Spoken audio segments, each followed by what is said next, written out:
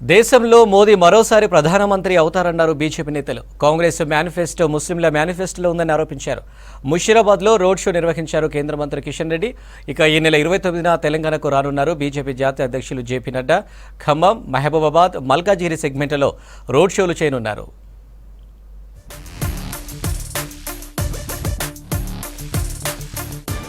MIM పార్టీకి BRS, కాంగ్రెస్లు భయపడతాయన్నారు కేంద్ర హోంమంత్రి అమిత్ షా. తెలంగాణలో ముస్లిం రిజర్వేషన్లు ఎత్తేస్తామన్నారు. ముస్లిం రిజర్వేషన్లను ఎస్సీ, ఎస్టీ, ఓబీసీలకు ఇస్తామని చెప్పారు. సిద్దిపేటలో జరిగిన బహిరంగ సభలో అమిత్ షా మాట్లాడారు. అయోధ్యలో రామమందిరం కట్టడం బీఆర్ఎస్, కాంగ్రెస్ ఇష్టం లేదన్నారు అమిత్ షా. కేసీఆర్ కాలు మొక్కినందుకే వెంకట్రామరెడ్డికి టికెట్ ఇచ్చారన్నారు మెదక్ ఎంపీ అభ్యర్థి రఘునందన్ రావు. टीआरएस पार्टी जरा भी नहीं चाहती थी कि अयोध्या में राम मंदिर बने.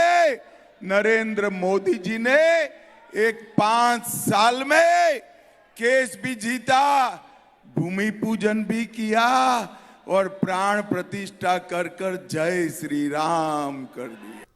ఒక దేశానికి 2 రాజ్యాంగాలు, 2 ప్రధానమంత్రులు, 2 జెండాలు, 2 ప్రైమ్ మినిస్టర్లు ఉంటారని చెప్పి ఈ దేశ ప్రజలని వంచినటువంటి పార్టీ కాంగ్రెస్ పార్టీ. ఆ కాంగ్రెస్ పార్టీ ఆఫీస్ ముంగట నయవంచన అని ఒక బోర్డు పెట్టుకొని రేవంత్ రెడ్డి కూర్చొని ధర్నా చేస్తున్నట్టు నాటకం చేస్తుండు. ప్రధాని నరేంద్ర మోదీ నేతృత్వంలో 400 ఎంపీ సీట్లు గెలుస్తున్నామన్నారు గుజరాత్ సీఎం భూపేంద్ర పటేల్. కాంగ్రెస్, బీఆర్ఎస్ అభ్యర్థులను చూశాక బండి సంజయ్ ప్రచారం చేయడం అవసరం లేదనిపిస్తుందన్నారు కేంద్ర మంత్రి కిషన్ రెడ్డి. కరీంనగర్లో బండి సంజయ్ నామినేషన్ కార్యక్రమంలో పాల్గొన్నారు. గడిల వారసులు కావాలా, గరీబుల బిడ్డ కావాలో కరీంనగర్ ప్రజలు తేల్చుకోవాలన్నారు బండి సంజయ్.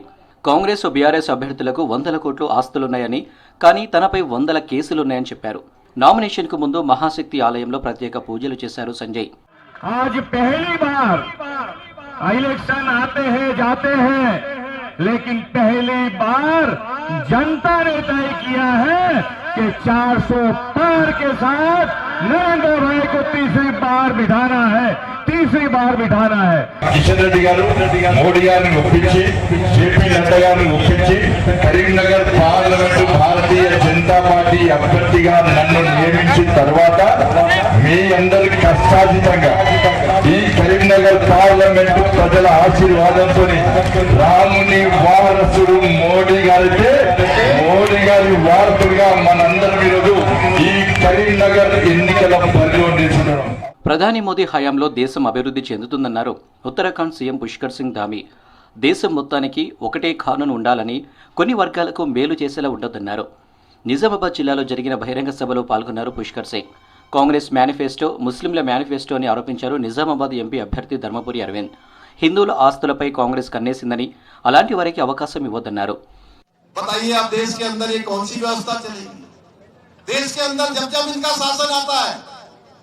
हमारे प्रधानमंत्री जब नरसिंह महाराव थे, मनमोहन सिंह जी थे, उन्होंने भी यही तुष्टीकरण की बात करी. उन्होंने अपने भाषण में कहा कि इस देश के संसाधनों पर सबसे पहला हक किसी का है तो एक वर्ग विशेष का है. भाइयों बहनों, రాహుల్ గాంధీ అంటాడు దేశంలో ఎక్స్రే చేస్తా అంటాడు. ఎక్స్రే చేస్తే పొక్కలు విరిగిపోతాయి కదా, అప్పుడు ఎక్స్రే చేస్తారు కదా.